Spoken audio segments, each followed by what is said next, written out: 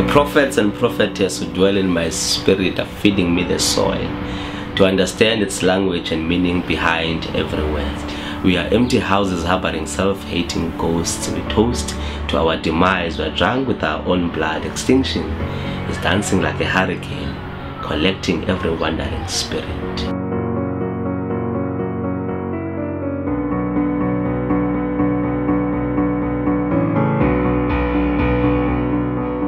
I've always just been someone who works from home, although I quite like the idea of an office. You know, it's difficult enough for me to get out of bed and walk to this desk, never mind walking to the bus. If somebody asks you, how special is your writing space, you know, most people probably say, it's just where I write. It doesn't really matter much at all. But when that sort of invasion happened, pretty much everything I worked with stolen. There was a real kind of transgression into my space and my tools taken. It really shook me in a really profound way.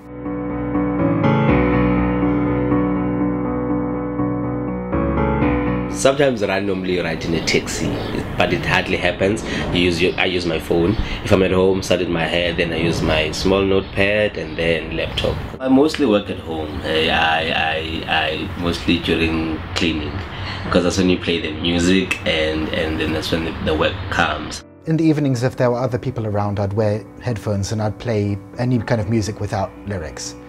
It could be anything from kind of pounding, energetic music if I needed to get something done quickly, or if I was writing a very intense scene, or just trancey, spacey music if I just needed to block out other sound. Music's just always been part of my working process.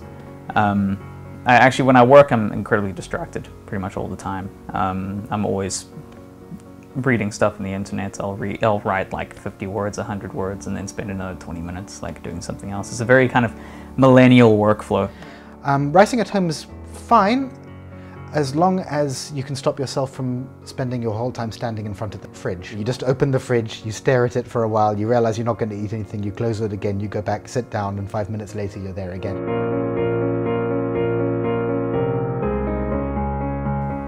The desk I do my writing at, I've had since I was 14. It's moved with me everywhere since then. I started writing on that desk, and I've written everything since then on the desk. So it's like good luck charm, I think. It's a common thread, I think, with creative people, is having all the stuff all around you the whole time, because we are very visually influenced and influenced by feelings and atmosphere and stuff. So we tend to surround ourselves with things that appeal to us and make us feel good and inspire us. So yeah, there's a lot of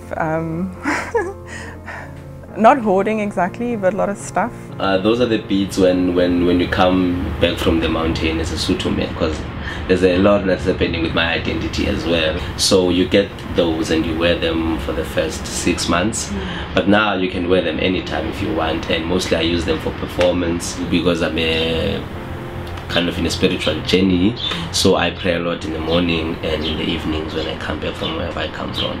So also when I start my day I pray, and that's then to also talk about my writing and to say that thank you to the powers above for the gift. And yeah. When I was young, I wrote to Terry Pratchett asking him for advice, and he wrote back and said you have to write 500 words every day no matter what. And I did that from about 15. I wrote 500 words every day, and it was the best advice I think I've had. I have writer friends, particularly Lauren Bierkus, was very, very kind in letting me work at her house. So I was sitting at her desk with noise-cancelling headphones while she and Dale were acting out scenes from the comic book they were writing. It made me realize that although writing can be a lonely thing, there are so many other great writers in South Africa, and they're all going through the same thing, and it really helps to be able to go through it with them together.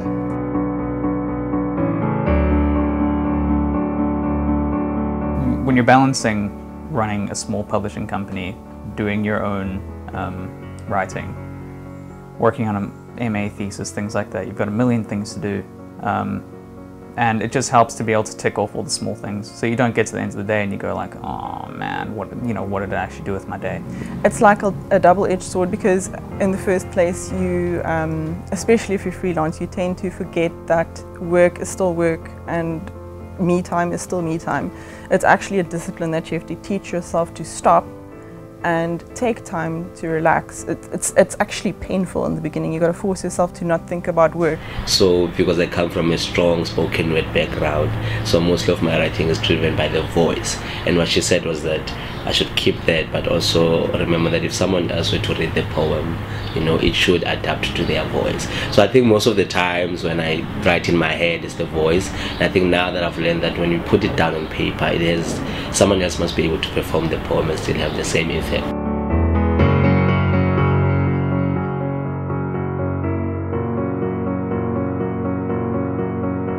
Open book, a lot of people are surprised that this thing is happening. Like I said, we've got a lot of foot traffic coming in from the Few Garden, sort of people coincidentally coming there and seeing, oh, there's a thing, and it's sort of interesting looking. There's markets and there's colors and there's interesting looking people going there. In Open Book, we do mostly the side called Poetica, where it's mostly performance driven and panel discussions around poetry, specifically in Cape Town. So I'm on 2 different panels at the Open Book. One of them is detective stories and speculative fiction, which is perfect because that's exactly what I've written, a detective story in a speculative universe. And the other one I'm excited about is the writer sports. I'm just hoping to learn something from Dion Mayer, to be honest with you, because he's an amazing writer. I'm looking forward to meeting him. I'm really looking forward to the one with Sheila Hetty, Lauren Bierkes and Alex van Tonder. Their work is really entertaining, but also brings up a lot of really interesting questions about globalized society as it is now and millennialism. Because there's not a huge advertising budget, so we volunteered to help make some stuff for advertising and starting earlier rather than later so that more people can be aware of it. Every time I've had the best time, and it's always made me feel sad that I didn't have a novel to bring. And now this time I do. And what I liked about Open Book, it's not that the people attending it are not judgmental. They're willing to listen, they're willing to learn and engage with you. It's really fantastic just to spend time there and meet other writers and meet other readers, and that's always great to look around.